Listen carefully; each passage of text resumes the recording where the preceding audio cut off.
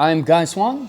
I'm here at the P2P Summit, and we're talking about building pair things. I have a podcast in the Bitcoin space, and I've been interested in Bitcoin peer-to-peer stuff for a really long time.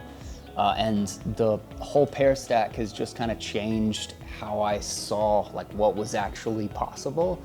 And so got with a developer, and we're slowly trying to build a team to build Peardrive, which is trying to just simplify, everybody else already built the tools.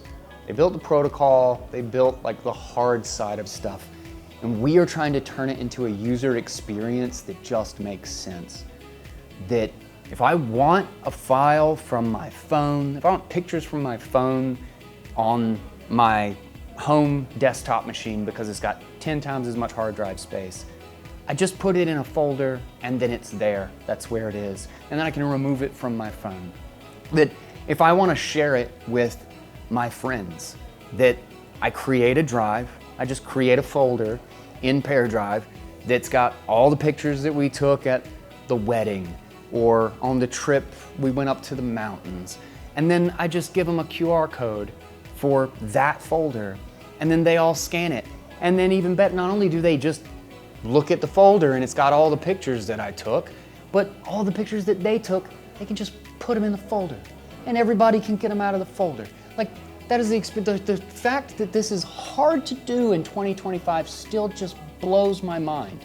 And the only solution is paying $10 to Apple or Google, who already have all my information anyway, and then I just have to give them the scan of every stupid picture I take, and God knows how many times it's going to get leaked along with all my personal information in my email. And I'm so sick of the experience. I'm so sick of the nickel and dime. There should be a simple open source tool. The internet is supposed to work this way. The whole purpose of the internet is to connect people and data.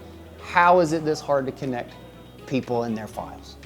And so we're just trying to make that user experience. Everything that we're doing is just, if there's a simple tool that gets us to that solution, if we're using a Nostr key for an identity, and people don't even have to know that that's what they're doing.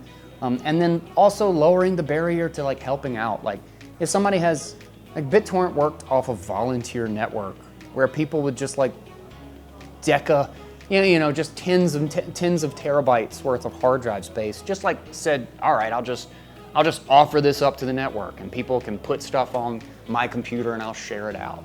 Well, why can't we monetize that?